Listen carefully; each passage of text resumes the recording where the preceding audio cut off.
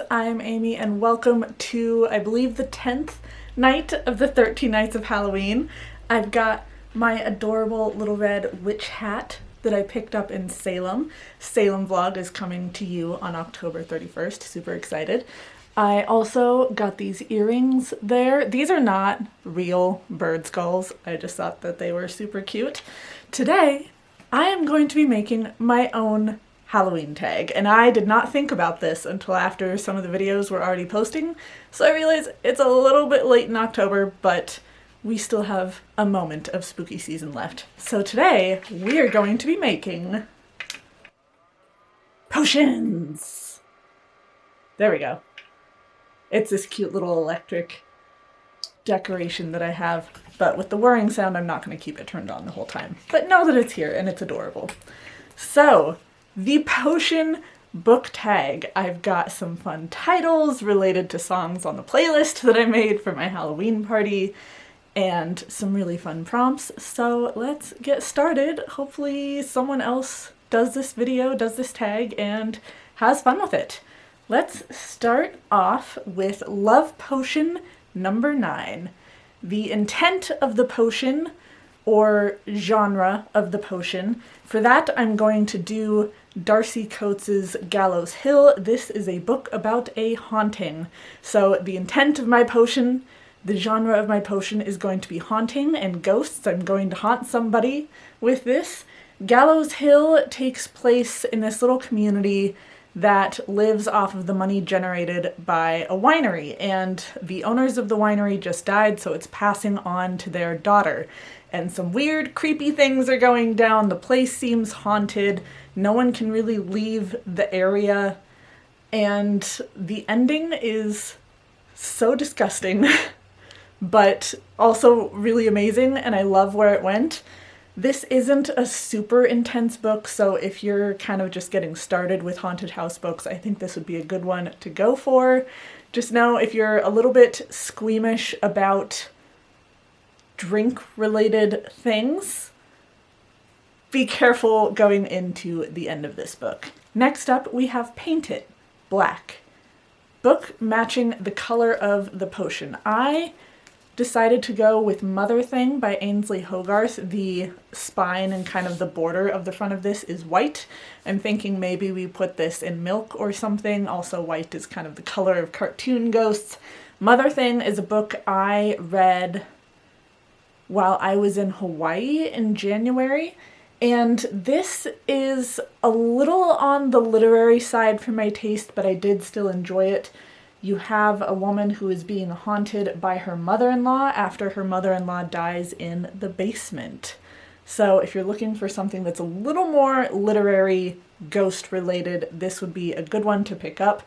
I also just love the cover. It's very, like, 50s ads, 50s kind of film noir-esque. I just think that's really fun. By the Light of the Silvery Moon. Book that best reflects when the potion needs to be made.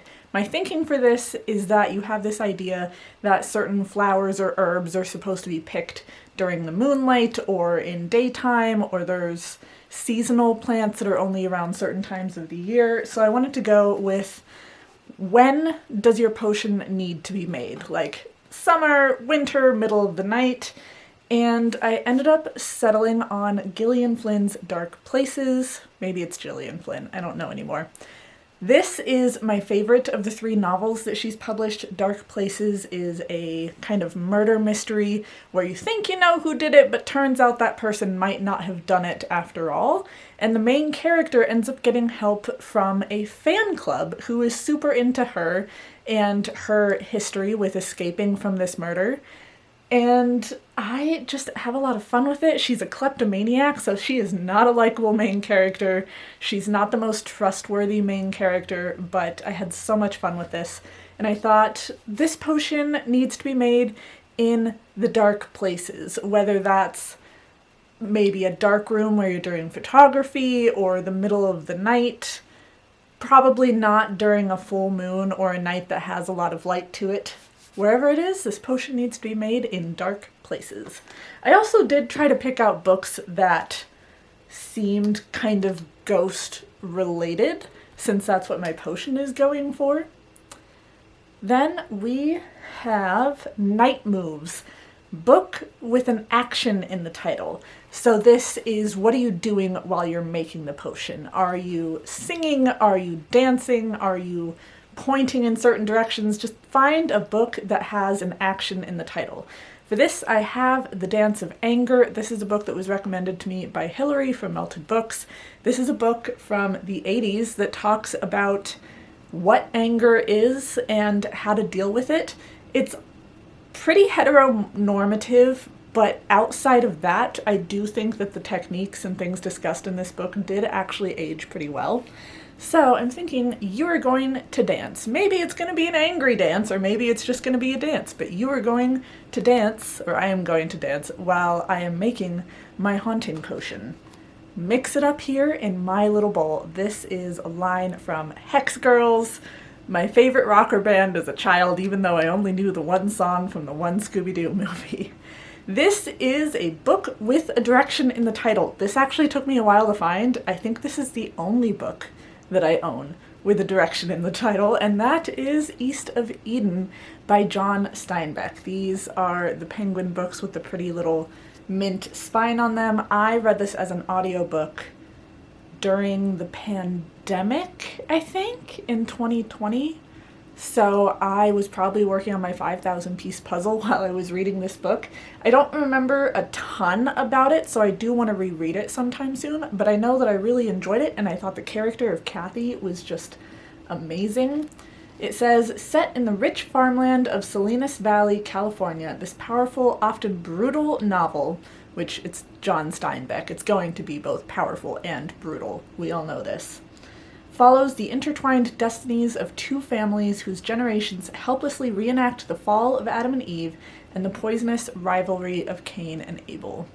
If you're into classics, I can't recommend this enough, and John Steinbeck is also pretty readable, which is nice. Not all classic authors are easy to read and easy to get into, and John Steinbeck I think is a great one for people who don't typically read classics.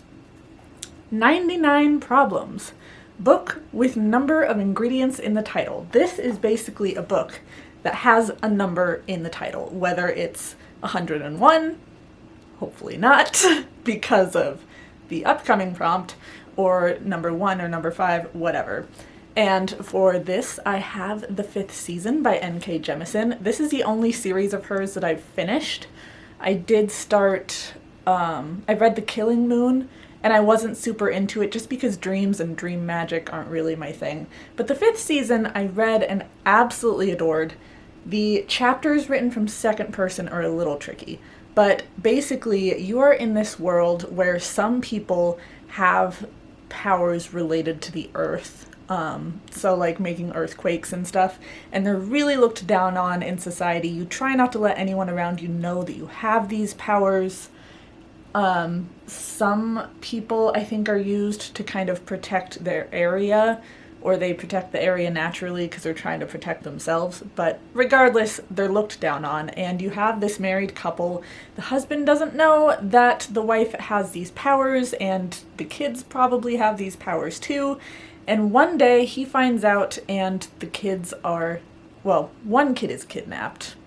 I'll leave it to you to find out what happens to the second one. But we are following the wife on her journey to find her missing child. And the rest of the series, I mean, the whole series follows her on this search, but then we also start following the child and what's happening to them throughout this journey. So really interesting book. Takes a little bit to read, but I think N.K. Jemisin's writing is just phenomenal. Next question, or next prompt, and the reason that you want to have a low number, if you possibly can, is going to be Eye of Newt. Find ingredients in the book titles equal to the number of ingredients. So the book I picked has the number 5 in the title. Therefore, I want to find 5 ingredients amongst the book titles that I choose.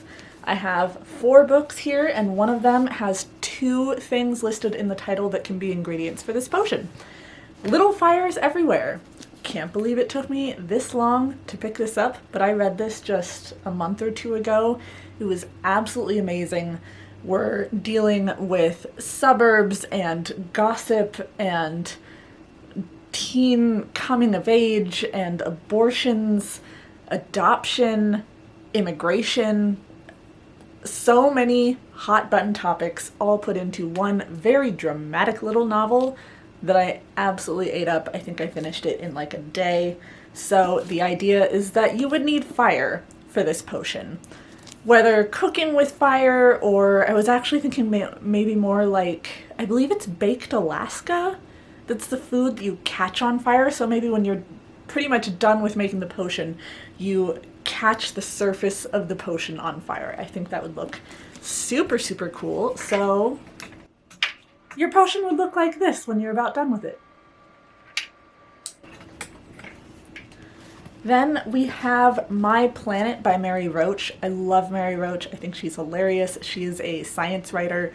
Each of her books dives into a specific topic, except for this one, which is a little collection of Reader's Digest essays that she wrote. And they're hilarious. They're just essays talking about moments from her life. She's so, so funny. And with this title, My Planet, I'm thinking take just a piece of your planet, whether it's a bit of dirt or a bit of herb. Maybe you try and find the dirt that's in the yard of the person, or the area or the yard of the person who you're trying to curse with this haunting. Just take a bit of your planet and put it in the potion. Then Hunger by Roxane Gay. This is kind of a memoir of the body where she's talking about the traumas that she's been through, so big trigger warning for discussion of sexual assault. And this is, Roxane Gay addresses the experience of living in a body that she calls wildly undisciplined. Roxane Gay is a fat woman. She's also just a very large woman in general. I believe she's very, very tall. And basically talking about the things that she's done to her body to protect herself and cope with this trauma, and how those habits have followed throughout her life. Very heavy book. My idea with the hunger is you bring your hunger with you to this potion. Maybe you fast for a period of time. Not necessarily an ingredient, maybe more of an action, but I thought it would be something interesting to bring in. And also with this book being about trauma, whenever I think ghosts, I tend to think of people with trauma in their lives who haven't moved on yet. So I thought that this book would really fit the prompt well. Lastly, I have Girls Made of Snow and Glass. So you will need some snow and you will need some glass. If you need it in the middle of the summer, maybe get yourself a little snow cone machine. But snow and glass are needed for this potion, and this book is a retelling of Snow White. It does a lot more perspective on the evil stepmother and a discussion of why she's an evil stepmother and her background, and it dives into her relationship with Snow White. I thought this was an amazing book. This is a young adult book, which isn't typically something that I reach for, but really, really loved this one. Lastly, I have Abracadabra, title or quote with magic words. So if you have a favorite quote or a piece of a sentence or something that sounds magical, or if you have a title that sounds like magical words, that's what you go for. I saw this on my shelf. I was going to use it for kind of time of day to make the potion, but I thought that it was such a magical, creative title that it would be great for Abracadabra. I have The Left Hand of Darkness. So if I did this for time of day, I would say like sunset, and maybe you have to face the direction where the sunset is off to your left. Ursula K. Le Guin is a very famous classic sci-fi writer. I don't remember a ton about The Left Hand of Darkness. I don't think it had too much of a plot. It was way more about character, but there is a lot of shifting genders in this book, and when I read this in college, it was recommended to me by a professor, and it was the first time that I'd read about gender changes in a book. So it's just really significant to me in that way, and I just love the title, The Left Hand of Darkness. That's gonna be my magic words. So I hope you all enjoyed this tag. I hope you join me in making your little potions. Please like, subscribe, be my friend on social media, and I will see all of you tomorrow night. Bye, friends.